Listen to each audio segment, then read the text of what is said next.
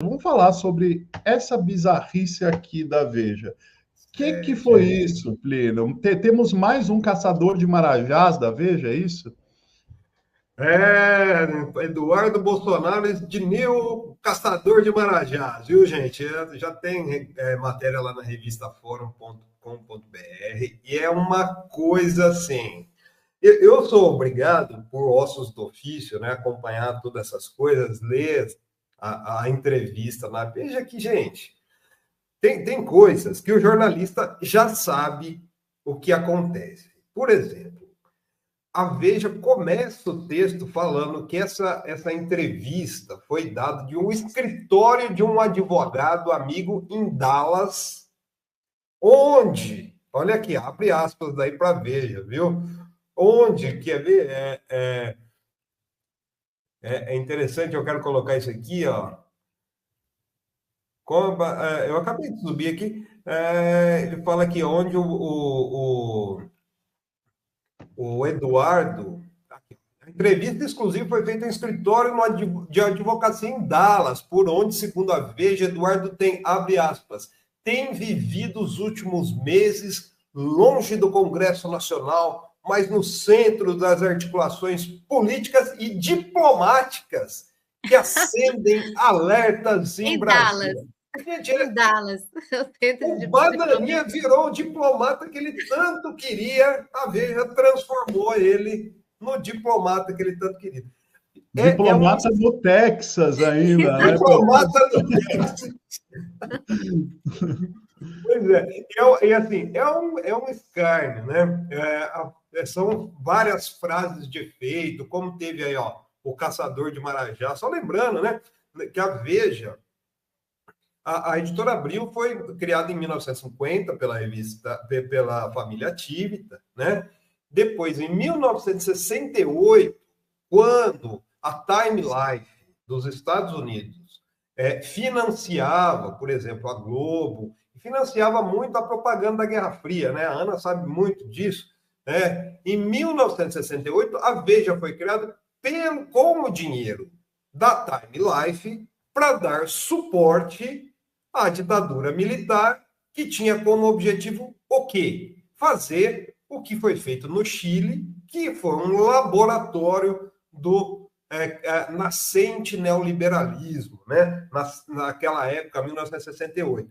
Então, assim, a Veja, o que é? Um preposto dos interesses dos Estados Unidos no Brasil. E daí tem essas capas homéricas, que eu fiz questão de destacar aí, viu, Ana e Ivan? Ó, Caçador de Marajás, 1988, Collor contra Lula.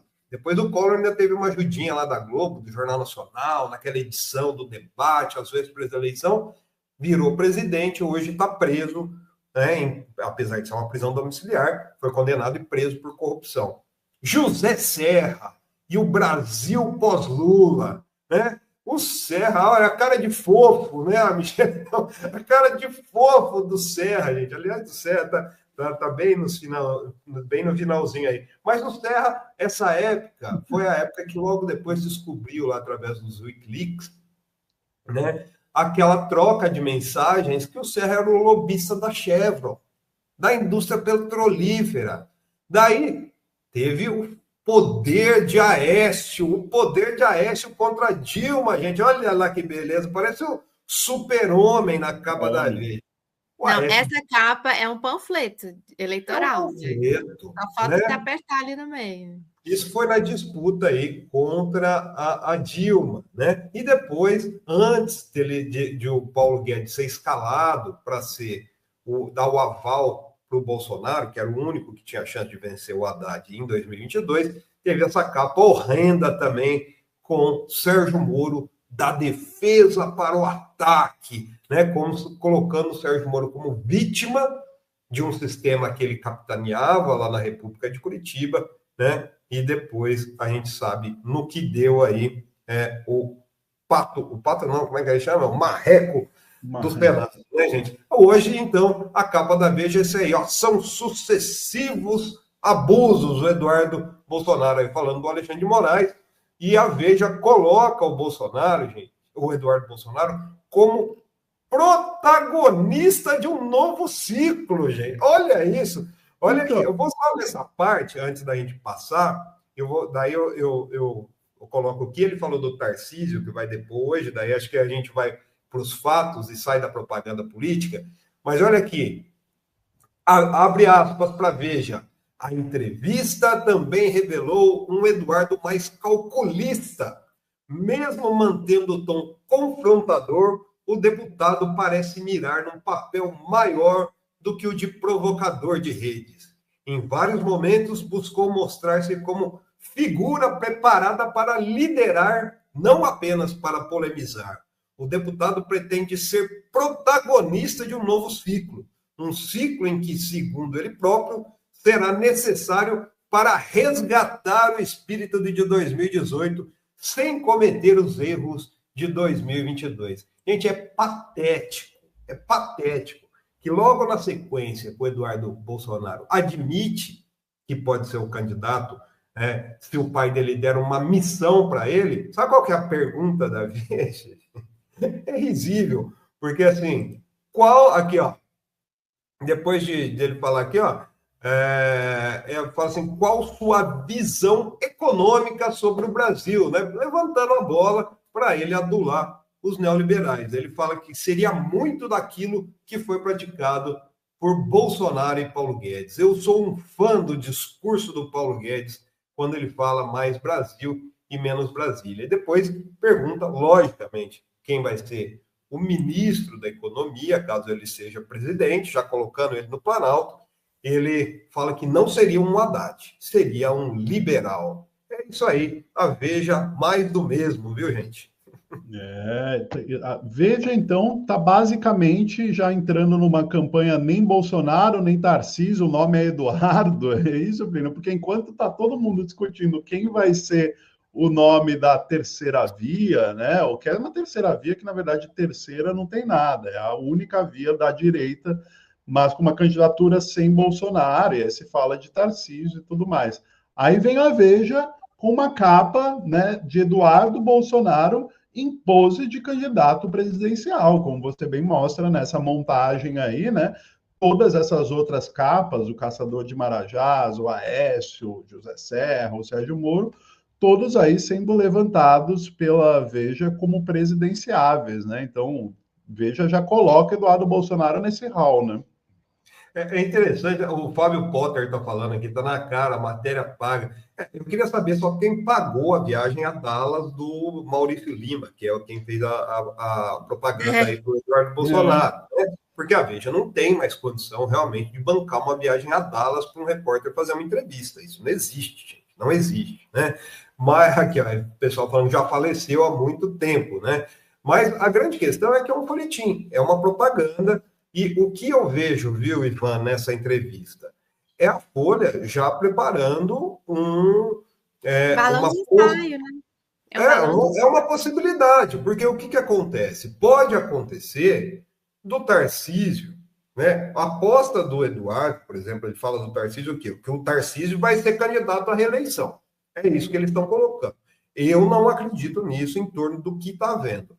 Mas eu acredito que se o Tarcísio sai um candidato da terceira via, né, o clã Bolsonaro vai lançar o candidato próprio, que pode ser tanto a Michele quanto o Eduardo. Então a Veja já está garantindo, em caso alguém do clã chegue ao Planalto em 2026, já está garantindo, né, a adulação ali e também já está direcionando. Isso é interessante, viu, gente? Porque apesar de ser uma publicação falecida, as pessoas que conversam com a Veja sabem os interesses que ela defende. E os interesses que ela defende são os interesses neoliberais e do sistema financeiro, que é comandado em grande parte pelos Estados Unidos.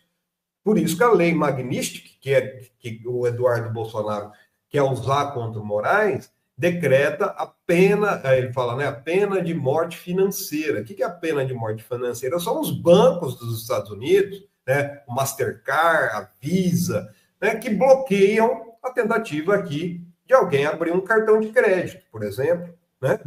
Porque todo o dinheiro passa pelo sistema financeiro transnacional. Essa é a grande questão. E a Veja é uma propagandista desse sistema. Então é muito engraçado, eu acho engraçado às vezes, viu, Ana? Porque eles falam do globalismo, inclusive o Eduardo solta uma aí, na coisa que ele fala assim, da elite burocrática, ele vai acabar com a elite burocrática do país. Gente, a elite burocrática do país a que ele se refere não é uma elite, né? Como diz o Emicida, é uma burguesia financista, ruralista, que é atrelado aos interesses dos Estados Unidos, onde ele está conspirando contra o Brasil. É isso. Né? E elite burocrática da qual ele mesmo faz parte, né? Vamos lá, gente. Bolsonaro recebe pensão do Exército faz quantas décadas, né? Isso não é elite burocrática, né? O cara vive com um salário de mais de 100 mil reais, somando todos os vencimentos por mês. Boa parte desse dinheiro é do Estado, né? Então ele faz parte ali de uma elite que usurpa dinheiro do Estado há décadas, né? Oi, Ivan, agora, mais uma parte risível da entrevista, desculpa te interromper, mas eles perguntam, é que é muito risível, gente, é risível, né? A Veja pergunta para o Eduardo como ele se descobriu de direita. Né? Lembrando que o Eduardo estava no Congresso Nacional, né? Ou melhor, estava nos Estados Unidos, já quando ele era deputado, ele fugia. Ele, na verdade, ele entrou para a política por uma questão financeira, né? Porque é onde a família ganha dinheiro público. E daí pergunta, olha para vocês verem, pergunta, né, quando ele se descobriu, né, de direita. Né? Daí ele responde que foi quando, abre aspas, foi quando eu saí da Universidade Federal do Rio de Janeiro e comecei a ter relação com o mundo real. Quando eu comecei a trabalhar, pagar minhas próprias contas. Aí você percebe que no mundo, na verdade, você que tem que correr atrás do seu próprio sucesso.